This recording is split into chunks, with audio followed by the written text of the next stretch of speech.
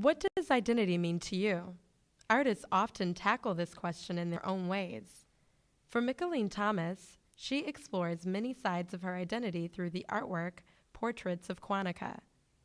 Here she paints self-portraits that show those sides, like fierce, playful, friendly, and more. This idea of having many parts that make us uniquely us is something these students relate to. And sometimes it can be a struggle trying to figure out what your true self is. I see a lot of distress in her face as she kind of goes through these genders. A lot of her facial expressions are angry, and some of them are very upset and sad. I think her story, all of those are very relevant to us. I think her story goes off of more like fear of not knowing yourself and trying to identify your true self, which, like, how do you do that? I don't know.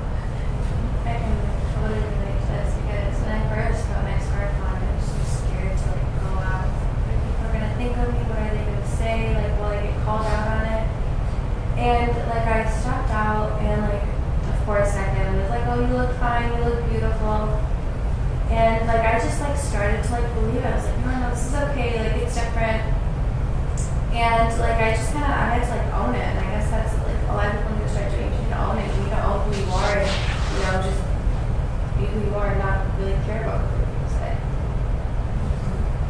Oh, well, along the lines of hair, I did something this winter that was like kind of like I've been debating it for a long time. Like I always noticed like it was very common like for African Americans, like basketball players especially, like to like shave really cool designs into their head and like stuff like that.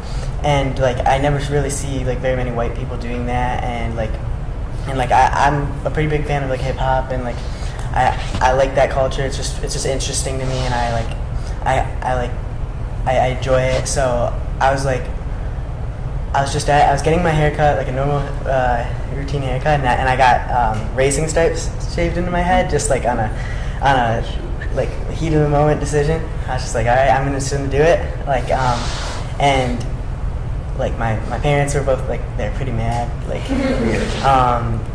and like everybody's like, oh, why'd you do that? And I was like, well, I just really wanted to see how I would look with it, and like all the feedback, like at first everybody's really surprised and like asking me like why I did it, but then once people started to get used to it, like I started getting like a lot of compliments on it, and I felt like really cool with it, like and overall like its hair, it'll grow back, like if it really didn't look good and I didn't end up liking it, it would have grown back, but like that like little like thing just changed like so much about me, like how I felt, even like just for that period of time. I did the same thing, but I shaved the back of my hair, and I did it because I can choose to show it, and I can choose not to show it. It's kind of a thing that I got looked down upon. Why would you do that? Your hair is so perfect. And I was like, it's still the same. It's just cut. Like, people find that so. They said I like mutilated my hair, and I'm like, I cut it. And they just find that so awkward that you cut your hair, and it's like not that. They focus on something so small, so irrelevant to the person that I am. It's just interesting on how much that is magnified as a huge problem. You don't have to see yourself as society sees you. Like, you can view yourself as, like an intelligent person, and society might see you as less than that. But it all comes down to like your self-confidence and how you would like to perceive yourself.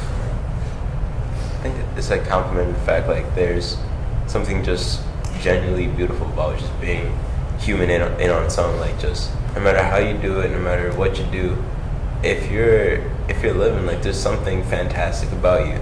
Like, just the fact that you are alive, and no matter how you try to show it to the world, and no matter how you do it, there's just still something fantastic about you.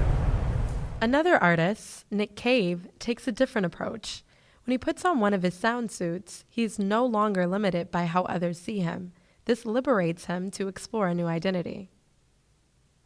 That piece in specific, like, I think it shows like the humanity in artwork, I think how it has all the floral designs and then cut, and then just the legs of just a human person, kind of shows just how we can have so many different themes or so many different views that each person can have like, individually. I feel like it just kind of says like that creativity has like no color, no gender, no social status. It's just expressing yourself. It kind of shows that like art without the colors. We label ourselves just to make it easier to identify ourselves in society, and it's something that we have to do because it's necessary to function fully, unfortunately, but without having to recognize your gender, your race, or where you stand economically. I think like the skin that we're born into and like our economic status is always like a barrier to who we are, and like when you have a soundsuit like this, like you can just really like take who you are on the inside and like put that on the outside without any kind of barrier at all. I know, especially for myself, I have many things just on the surface. Just looking at my parents and my grandparents, I have tons of different ethnicities and beliefs. So I usually check other to identify myself because a lot of testing that we take, you have to classify yourself, and usually check one that applies to you. And there's no really one way to classify anybody. No matter how 100% pure people say they are, you can probably go back 100 years and find different cultures. So, like you said, it's being broadcast as if you're different, it's weird or not okay, or you should be 100% something.